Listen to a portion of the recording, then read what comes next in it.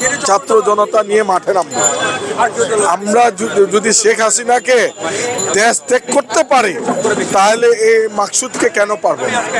ধন্যবাদ জানাই অর্থ সংবাদকে যে আমাকে সুযোগ দিয়েছে বলার জন্য।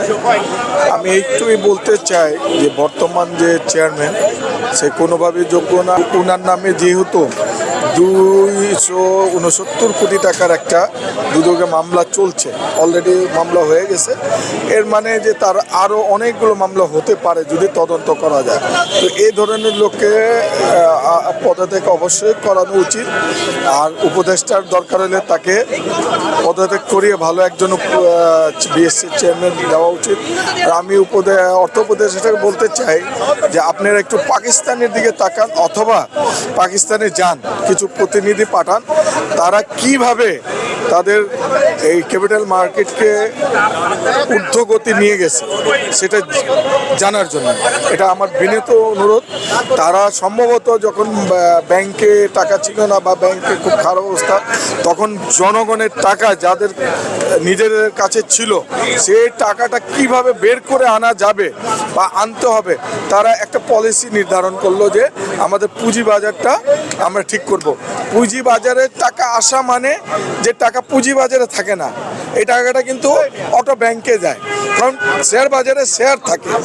এই টাকার যে অঙ্কটা এটা চলে যায় ব্যাংকে, তখন দেখা যাবে যে আপনার ব্যাংকটাও ভালো হয়ে যাচ্ছে। তার এর জন্য বলবো যে ওনাকে ওখানে যেতে একটু দেখার জন্য। আর শ্রীলঙ্কার অবস্থাও জানেন আপনারা যে খুবই খারাপ ছিল, তারা দিলে হয়ে গেছিল।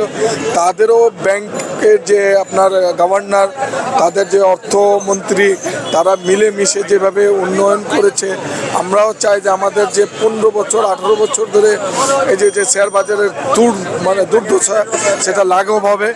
আর কোনো কিছু আত্মীয় স্বজন হইলেই যে তাকে পোস্টটা দিতে হবে বা তাকে রাখতে হবে, সে যোগ্য হোক না হোক, এটাও একটু খেয়াল রাখবে, যাতে অর্থ উপদেষ্টার কাছে আমার বিনীত অনুরোধ। আর কোনোভাবেই যদি উনি মালয়েশিয়া থেকে আসার সম্ভাবনা কম, যেহেতু তার একটা মামলা চলতেছে, নাও আসার সম্ভাবনা আছে। যদি না আসে তাহলে ভালো আমি মনে করি। আর যদি আসে তাকে দ্বিতীয়বার তার পদে না রেখে তাকে এখান থেকেই পদত্যাগ করা হোক। এটা আমাদের বিনিয়োগকারী 33 কোটি লক্ষ বিনিয়োগকারী এটা আবেদন বা এটা দাবি। এখানে তো আমরা একটা মহাসমাবেশ করেছি, আমাদের ফুয়াদ ভাইও বলে গেছে, নুরু ভাইও বলে গেছে, আমরা দরকার হলে ছাত্র জনতা নিয়ে মাঠে নামবো। আমরা যদি শেখ হাসিনাকে দেশ ত্যাগ করতে পারি তাহলে এই মাকসুদকে কেন পারবো না।